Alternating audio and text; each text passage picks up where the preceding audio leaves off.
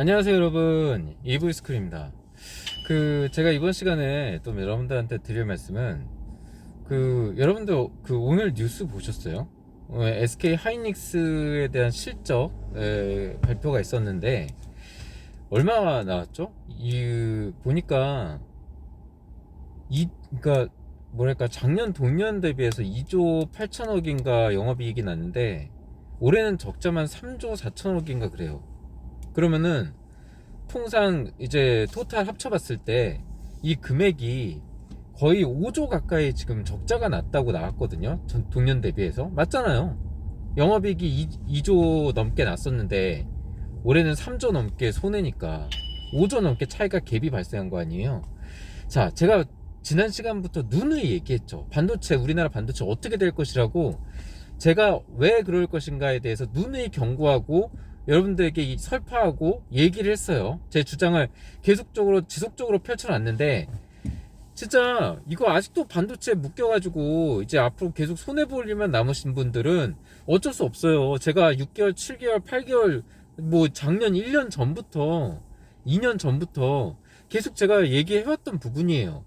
우리나라 반도체는 앞으로 계속 안 좋아질 거예요. 업황이 계속 우리나라에 한해서 업황이 계속 안 좋아질 것이 눈에 훤하기 때문이에요. 이미 경쟁시장 중국이, 제가 1년 전에 2년 내로 우리나라의 모든 기술을 마스터해서 우리나라의 어떤 상품들, 중간재라든지 완제품은 지금 이미 안 받고 있고요. 중간재 0에서부터 중간재까지의 기술력이 미비했는데 이 미비한 기술력을 1년 내에 완성할 거라고 제가 얘기했잖아요. 2년 내에. 그게 1년 지났어요. 이제 남은 건 1년밖에 안 남은 거야.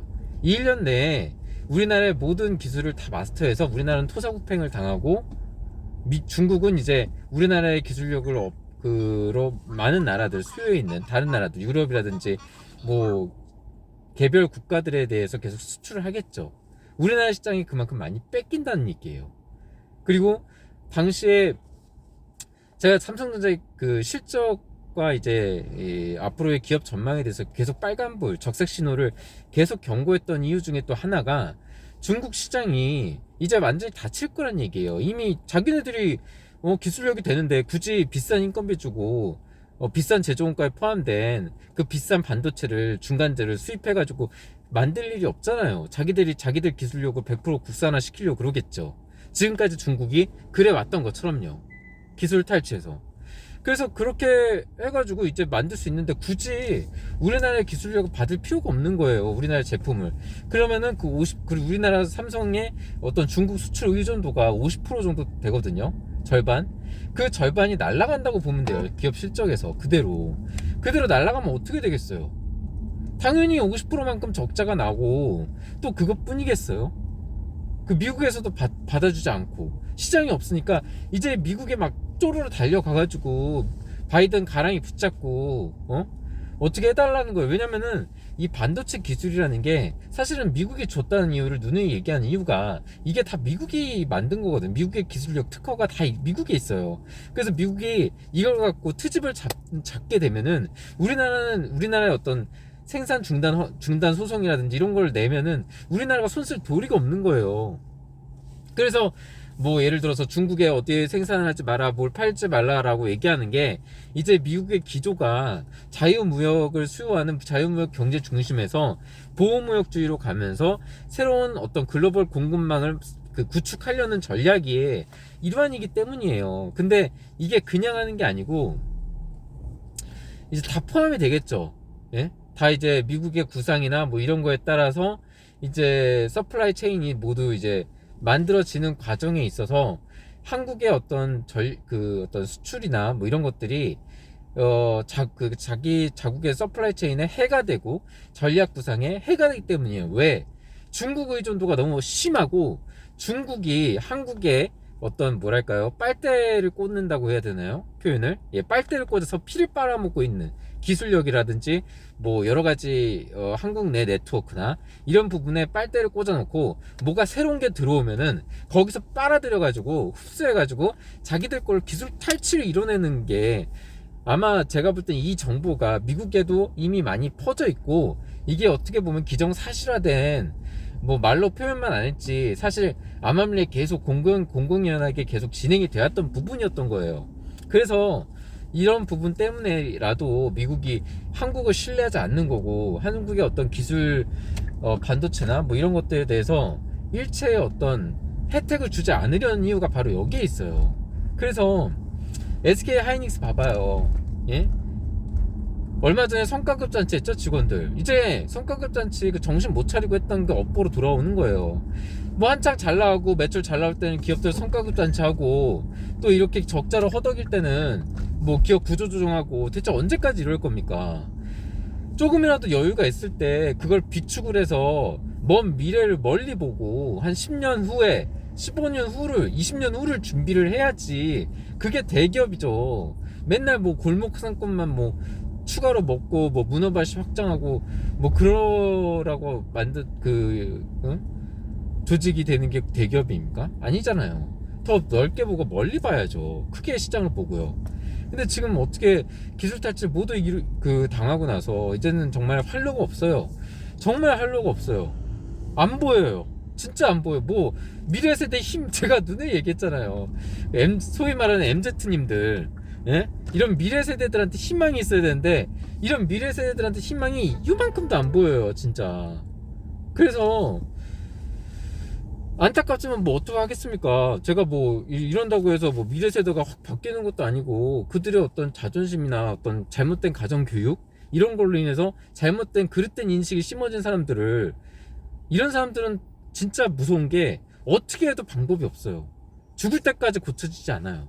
그렇기 때문에 어떤 어린 시절 성장하면서 형성되어 왔던 어떤 그런 사고방식이 굳어버리는 거예요. 그래서 가정교육이 진짜 중요하다는 게, 이 부모들, 그러니까 50대, 60대, 40대의 부모들이 잘못 생각하고 있는 게, 가정교육이 중요한 이유가 어떤 학업, 공부, 뭐 지식 이런 걸 쌓는 게 그렇게 중요한 게 아니에요.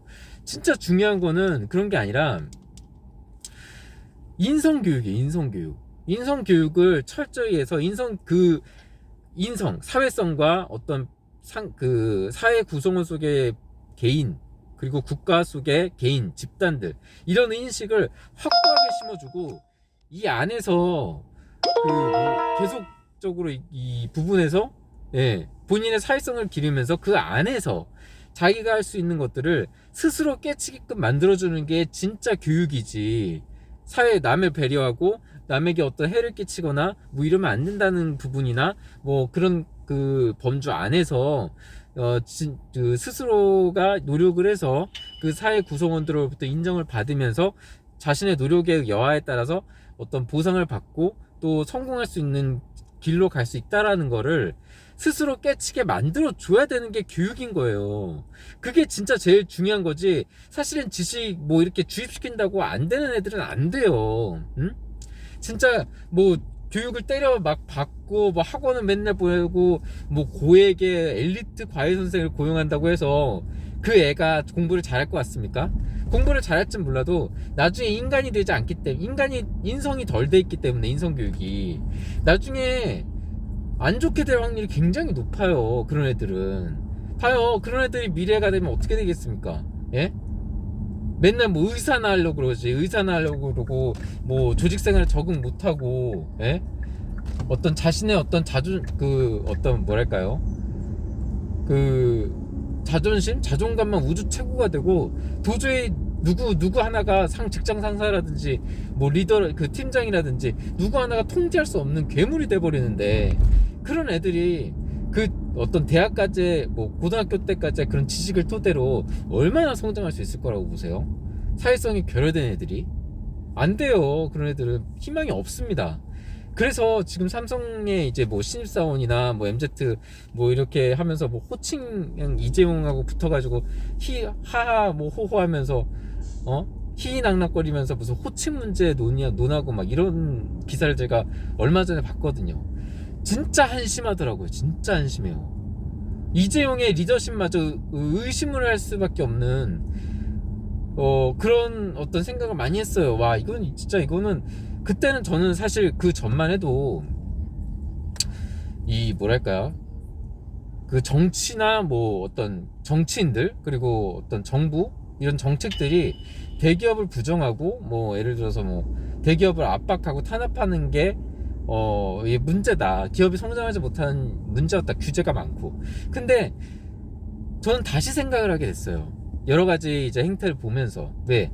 대기업들도 마찬가지로 문제가 많아요. 스스로가 문제가 많았던 거예요. 특히 뭐 예를 들어서 뭐 다른 기업 총수들도 마찬가지지만 뭐 삼성 이재용도 마찬가지예요. 이건희만한 리더십이 없는 거예요. 제가 보기에는 이재용만한 리더십도 없고 또 어떻게 해야 될지를 모르고 또 삼성이 그만큼 커왔던 거는 어떤 한 영웅, 어떤 한 그 기업 총수의 어떤 뛰어난 능력 뭐 이런 걸로 인해서 회사가 컸던 게 아니었던 거예요. 삼성이 클 수 있었던 거는 이런 미국의 뒷배, 미국의 뒤에서 밀어주고 시장을 개척하도록 도와주고 열린 시장에서 한국의 어떤 동맹이라는 명목 하에, 왜냐면은 그 당시만 해도 전략적으로 한국을 키워주고 한국에게 중요한 역할을 맡기려고 했었던 게 미국의 전략이었기 때문에 계속적으로 경제적으로도 지원해주고 밀어주고 시장에서 활로를 되찾게끔 한국을 특별히 밀어줬던 게 있었어요. 하지만 이제는 아니에요. 이제는 세상이 바뀌었고 시대가 바뀌었어요. 그리고 지금까지 해왔던 것들이 누적이 되어서 오히려 그런 어떤 혈맹, 그 동맹에서 제외되는 상황까지 벼랑 끝에 몰린 상황이 지금의 한국의 주소예요. 미국에 그만큼 신뢰를 많이 잃었고, 그런 미국의 신뢰를 잃다 보니까 이건 비단 국가의 문제가 아니라 일개 어떤 글로벌 기업이라고 소위 얘기하는 삼성전자마저도 어떤 기업의 생존에 위협을 받고 있는 거예요. 그렇기 때문에 결과적으로 그렇게 많은 일부 대기업, 그러니까 뭐 SK라든지 현대라든지 뭐 삼성이라든지 이런 일부 기업, 대기업들, 다섯 손가락 안에 뭐 드는 대기업들에게 상당 부분, 절반, 과반수 이상을 의존했던 이 한국 경제는 거기에 굉장히 취약할 수밖에 없었던 거예요. 그게 이런 사태, 이런 한국 경제가 굉장히 위태롭고 침체되고 어떤 세계 속에서 경쟁력이 없는 국가로 되기까지의 과정, 전모가 바로 이거예요. 그래서 뭐 초일류 기업, 뭐 글로벌 기업, 뭐 이런다고 해서 그 기업이 경쟁력이 있었던 게 아니라는 거예요. 이제 국뽕은 제발 그만 맞으세요. 기술력 없어요. 예? 삼성 기술력이 뭐가 있어요? 원천 기술력 뭐가 있냐고. 예? 미국의 장비 하나 없으면은 반도체 기술 생산 라인 업그레이드도 못하는 게 지금 삼성이 아니에요. 못 봤어요? 중국에 업그레이드 못하게 뭐 지원 안 하고 뭐 수출 기기 수출 안 해주니까 아무것도 못 하잖아요. 예? 뭐 10나노 하면 뭐해? 예? 10나노 하고 그깟 알량한 그 정형화된 반도체 그렇게 찍어내서 뭐 하냐고요. 결과적으로 어떻게 됐어요? 예? 그렇게 알량한 반도체 찍어내가지고 그걸로 예?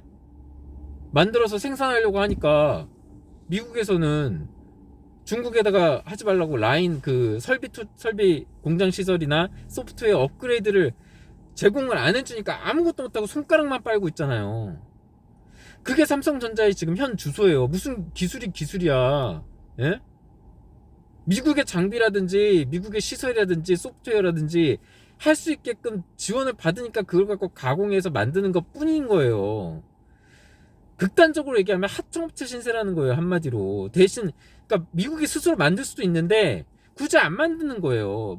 예를 들어서 뭐 여러 가지 이유가 있겠죠. 생산 비용이라든지 뭐 전략적으로 뭐 어느 국가 특정 기업을 키워주겠다는 의지라든지 뭐 이런 거에 의해서 어떤 전략적으로 이제 본인들이 하지 않고 이제 밀어줬던 거죠.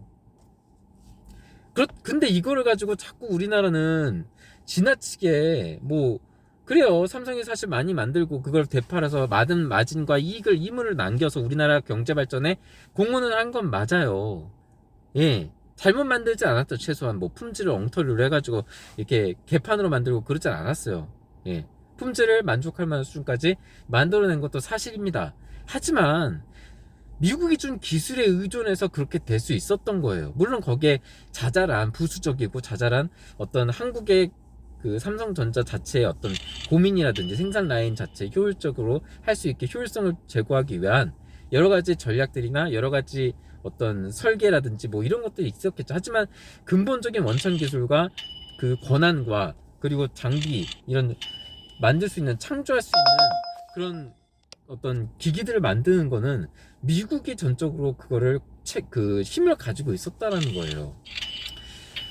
그렇기 때문에 우리나라가 미국에 의존할 수밖에 없고, 미국의 어떤 자유무역 경제 중심에서 이제 보수적으로 바뀌었다고 해서 미국은 버릴 수 없는 게 지금 한국의 현 경제와 안보의 주소란 얘기예요. 어떻게 할 거예요?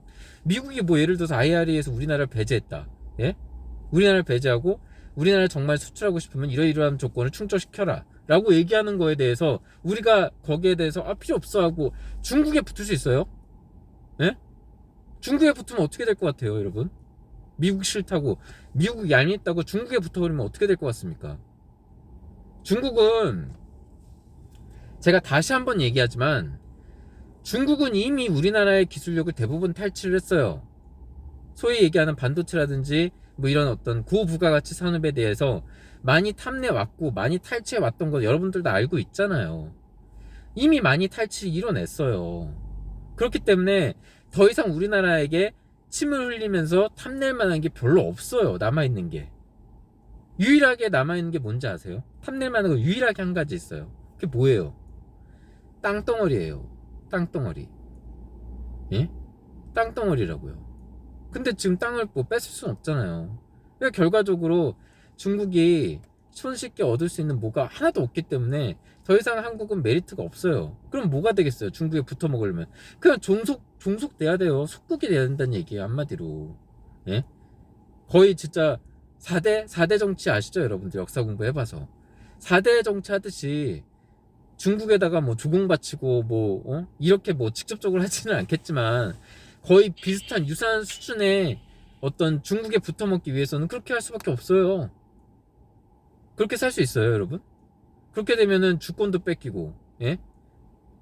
아예 뭐 뭐랄까? 거의 뭐 진짜 나라를 뺏긴다고 생각할 정도로 해야 돼요. 중국에 붙어먹기 위해서는. 어떻게 뭘로 붙어먹을 거냐고. 중국이 탐낼 만한 게 없는데, 예? 그 중국이 지금까지 우리나라를 어떻게 왔는지 잘 생각해 보시라고요. 이렇게 해서 어찌됐든 간에 미국이 그렇게 하더라도 미국의 그 어떤 기준에 맞춰서 나갈 수밖에 없어요. 예? 이미 우리나라는요 미국의 스탠다드에서 제외됐어요. 일본과 대만에서 미국의 스탠다드에 맞춰가지고 미국의 전략과 함께할 동맹, 경제 동맹으로 이미 들어가 있기 때문에 우리나라를 대체하기엔 너무 차고 넘쳐요. 능력이. 일본과 대만은요. 왜? 뭐가 있어요? 일본 도요타 우리 현대보다 더 큰가요? 아니, 현대보다 더 작나요? 훨씬 더 크죠. 예? 그리고 뭐 대만 TSMC 반도체 파운드리나 이런 것들이 훨씬 더 우리나라보다 더 많은 미국의 어떤 시장을 지배하고 있고, 또 그렇다고 해서 미국 그 메모리 반도체 이거 하나만으로 승부하기에는 너무 기술력이 모자라다는 거예요. 예? 이미 메모리 반도체도 이 중국에서 많은 시도를 하고 있고 1년 내로 우리나라의 삼성 기술력만큼의 어떤 메모리 반도체를 생산할 수 있는 능력을 보유하게 될 거라니까요. 그럼 어느 나라에 수출할 거냐고요? 뭐 유럽에다 수출할 거예요? 유럽은 선택권이 많잖아요. 예? 미국도 있고 중국도 있고, 예? 일본도 있고 대만도 있고 한국도 있고 많잖아요. 그 많은 시장에서 싸워야 되고 계속적으로 이제 피 튀기는 출혈 경쟁을 할 거고, 그렇다고 수요가 늘어납니까? 그것도 아니고 TSMC는 또 계속 성장하고 있고. 그래서 총체적인 난국이라는 거예요, 지금. 그게 오늘 뉴스로 발표한 하이닉스의 예상 실적이 나온 거잖아요. 5조 적자, 5조 적자. 삼성은 안 그럴 것 같아요. 삼성도 거기에 거의 준할 거예요. 왜냐면은 지난 분기 그 실적이 갤럭시 S23인가요? 그 실적이 그나마 좀 나아졌기 때문에 조금 선방했던 것 뿐이에요. 이 엄청난 적자 날 거예요. 9천억 문제가 아니에요. 그래서 지금 전기차 뭐 현대차도 그렇고 미국에 뭘 바랄 수가 없어요. 미국의 기준에 맞춰서 어찌됐든 간에 조금이라도 이윤을 남기고 조금이라도 먹고는 살아야 될 거 아니에요. 그래서 희생을 치르고 하더라도 미국의 기준에 맞춰서 하려면 비용이 또 그만큼 많이 들게 마련이에요. 그럼 그걸 충족을 시키려면 어떻게 해야겠어요? 비용 줄여야 된다고 제가 얘기했잖아요. 비용. 예? 제가 지난 시간에 눈에 얘기한 게 뭐였어요? 비용 줄이고 허리띠 졸라 매고 지금 당장 힘들더라도 먼 미래를 내다봐서 지금 헝그리 정신 발휘해서 피치기게 노력해야 된다고 제가 얘기했잖아요. 예? 지금 MZ 노력 안 하는 MZ들 신입사원들 정부 눈치 보고 뽑지 말고 일 안 하면 그냥 바로 잘라버려요. 다 구조조정 해버리고 글로벌 인재들 영입해가지고 해외 시장, 해외 분위기도 보고 해외 시장을 개척할 수 있는 그 전략도 고민해보고 후진국, 개도국, 유럽 얼마나 많아요. 전 세계에 한 명씩만 뽑아도 벌써 60명이 넘겠구만. 그런 사람들 다 뽑아가지고 예? 그런 사람들 위주로 어떤 그 수요나 어떤 것들을 원하는지 그런 시장 조사도 하면서 그런 글로벌 인재를 계속 발굴하라니까요. 지금 한국은 이미 인재들도 많지 않을 뿐더러 그리고 사고방식에도 문제가 있을 뿐더러 더 문제는 경쟁이 없고 희생을 안 합니다. 헌신을 안 해요.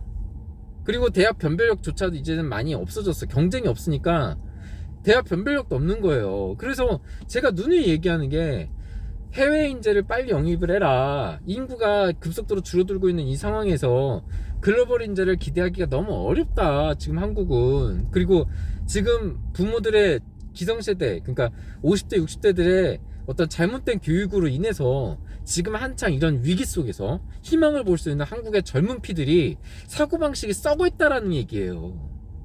안 돼요. 지금 이런 상황에서는 정말 정신, 물론 이제 제대로 된 애들 사람 그 MZ들도 있겠죠. 근데 근본적으로 대부분의 10명 중에 9명은 대부분 노력을 안 하고 헌신을 안 하고 대부분 다 힘든 일을 기피합니다. 그러니까 거기서 어떤 성공이 나오겠습니까? 우연히 얻어지는 성공이요? 그런 건 없어요. 그래서 저는 사실 그렇게 봐요. 지금 빨리 뼈를 깎는 구조조정 해야 돼요. 성과급 잔치할 시간이 없어요. 그러다가 회사 망해요. SK 망합니다. 자꾸 그러면은. 삼성도 마찬가지예요. 제가 볼 때는 이거 망하는 거 남 얘기 아니에요. 진짜로 지금 이 상태로 가면은 보셨죠? 영업 적자만 5조, 예? 10조, 20조 막 이렇게 날 수도 있어요. 진짜 1년. 그만큼 지금 위험한 상황이란 얘기예요. 예? 그만큼 지금 굉장히 위험합니다. 달러 벌어들일 데가 없으니까 환율은 쓰레기가 되고 원화 가치는 쓰레기가 돼가는 거고 원화 가치가 쓰레기가 되면 어떻게 되겠어요? 우리나라 물가가 폭등하겠죠. 물가가 폭등하면 사람은 더 팍팍해질 거고 외환은 점점 더 빠져나가고 여러분들의 가치는 자산은 계속 쪼그라들 수밖에 없어요. 그러게 원하시는 거예요 지금? 달러 벌어들일 때는 없고 지금 수준 지금의 어떤 한국 사람들의 생활 수준을 유지하기 위해서 달러 지출은 많아서 외환 보유가 점점 바닥을 드러내고 있고 제가 제 지난 시간 저 지난 영상에서 뭐라고 눈에 얘기했습니까? 국민연금 분명히 문제 될 거라고 얘기했죠. 올해. 예? 올해나 내년에 분명히 국민연금 터질 거라고 제가 얘기했잖아요. 문제. 지금 계속 뉴스에서 나오고 있잖아요. 국민연금 경고. 지금 없어요. 돈이. 왜? 자꾸 많이 쓰고 투자에 또 실패하고 걷어들이는 게 다 마이너스고 경제는 또 어려워지고 돈 들 때는 많고 부동산은 아싸싸하게 폭등 무너지기 일보 직전이라 빚은 산더미처럼 쌓여 있어서 금리도 못 올리고 진퇴양난이에요. 우리나라가 97년도 IMF 때 유일하게 희망을 거기에서 극복할 수 있었던 가장 큰 요인이 뭔지 아세요? 그때는 수출이 잘 됐기 때문에 그랬어요. 수출 경쟁력이 있었어. 가격 경쟁력도 있었고 그래도 품질 퀄리티가 나름 괜찮았고 중국이 아직 뭐랄까요, 어떤 기술적 신뢰도나 품질 신뢰도에서 굉장히 낮아 있었던 상황이었기 때문에 우리나라가 거기에서 치고 나갈 수 있었던 거예요. 근데 지금은 안 돼요. 지금은 그게 안 돼요. 수출에서 희망을 볼 수 없고 미래 세대에게 희망을 볼 수도 없고 뭐 다른 어떤 우리가 잘 되고 있는 수출 분야가 있는 것도 아니고 그렇다고 반도체나 뭐 전기자동차나 우리가 지금 미래 먹거리로 삼고 있는 부분에서도 고도를 면치 못하고 있고 세계 시장에서도 외면받고 있어요. 더군다나 원화 가치는 쓰레기가 돼가고 있고 금리를 못 올리니까 환율은 점점 환율 오르고 원화 가치는 점점 패급이 되고 있어요. 상황이 그만큼 안 좋아요. 진짜로요. 그래서요, 조만간 제가 뭐라고 했죠? 작년 12월인가? 영상에서 뭐라고 했어요, 제가. 11월인가. 올해 PF발 금융위기 터진다니까요. 저축은행이나 지금 벌써 새마을금고 얘기 나오잖아요. 거기에 돈 넣어두시는 분들은 빨리 빼시라고 제가 얘기했었잖아요, 그때. PF발 저축은행발 부동산 위기 터질 거예요. 지금 전세금 때문에 여기저기 터질 거 지금 줄대기 중이에요. 특히 지금 빌라만 막 터지고 있잖아요. 아파트 이제 6월부터 되잖아요. 5, 6월부터 되면은 엄청나게 터질 거예요. 아파트 터지면은 그것도 금액도 커요. 그렇다고 정부에서 보조해 줄 수 있을 것 같아요. 제가 얘기했죠. 국민연금 때문에 고갈될 정도 정부에서 돈을 너무 많이 쓰고 있고 돈을 나올 때는 없다고요. 그러니까 정부에서도 마찬가지로 또 지원해 줄 수도 없고 해줘서도 안 되는 부분이잖아요. 그거 해주면 어떻게 되겠어요, 여러분? 아파트 지금 앞으로 터질 거 다 해줘야 되고 모든 정부가 사기당했다 그러면은 국민세금 갖다 다 퍼줘야 돼요. 그럼 어떻게 되겠어요? 베네수엘라 꼴 나는 거예요. 그때는 진짜 베네수엘라 되는 거예요. 그러니까 그건 말도 안 되는 얘기라는 거예요. 정부의 뭐 어떤 도움을 바란다는 거는. 그래서 각자 도생이라고 제가 얘기했잖아요. 이제 줄대기 중이에요. 여기저기 터질 거 지금 줄대기 중이고 앞으로 6월, 5월 이때 부동산발, PF발 위기 터져서 저축은행, 제2금융권에서 지금 도산 얘기 나오고 도산할 거예요. 내년에는 어떻게 된다 그랬어요, 제가. 제1금융권에서도 여파가 미쳐서 안 좋아질 거라고 얘기했잖아요. 그만큼 금융위기가 우리 지금 코앞에 와 있어요. 수출이 안 된다는 거는 우리가 지금 쓰는 달러, 경상주의 적자가 계속 나온다는 얘기는 우리가 지금 쓰는 달러보다 벌어들인 달러가 적다는 얘기예요. 예? 그럼 왜 계속 외환 보유고는 줄어들겠죠.